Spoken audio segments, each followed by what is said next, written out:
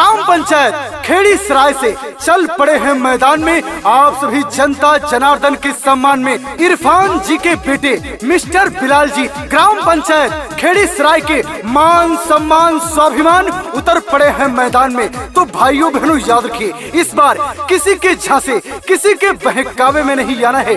Gram panchayat खेड़ी सराय से अपना प्रधान सिर्फ और सिर्फ मिस्टर बिलाल जी को बनाना है। ग्राम सभा खेड़ी सराय में विकास से विकास लाना है और विकास की गंगा बहाना है।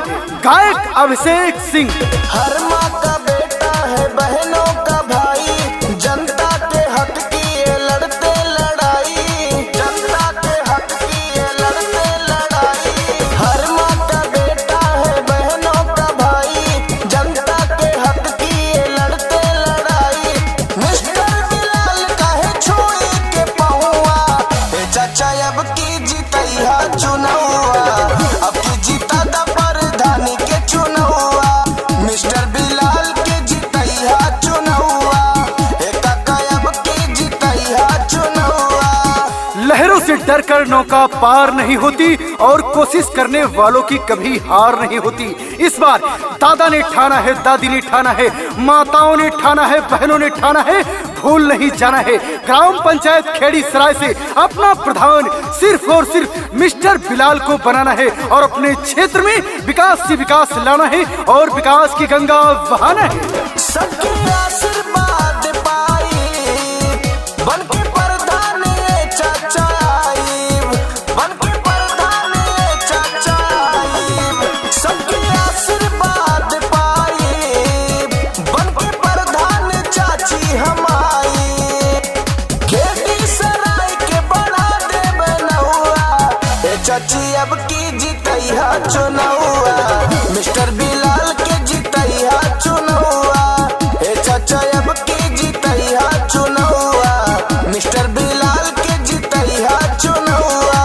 आप करेंगे समर्थन, हम करेंगे परिवर्तन। नई सोच, नया उम्मीदवार है प्रत्याशी सबसे दमदार, आपके अपने मिस्टर बिलाल जी। तो भाइयों बहनों याद रखिए, इस बार किसी के झांसे किसी के बहकावे में नहीं आना है। ग्राम पंचायत खेड़ी सराय से अपना प्रधान सिर्फ और सिर्फ मिस्टर बिलाल को बनाना है और अपने क्षेत्र में विकास से विकास लाना है और विकास की रफ्तार को आगे लेकर के जाना है। दोनों आफत पड़े दौड़ा यही है, सुख दुख में हो सथवा निभाई है, सुख दुख में हो सथवा निभाई है। दोनों आफत पड़े दौड़ा यही है, सुख दुख में हो सथवा निभाई है। हम हाई चाचा तोरे घर के बेटा हुआ, अब की जीता दा प्रधान के चुनौआ, मिस्टर बिलाल के जीता दा चुनौआ। अब की जीतैया चुनौआ, मिस्टर बिलाल के जीता दा चुनौआ।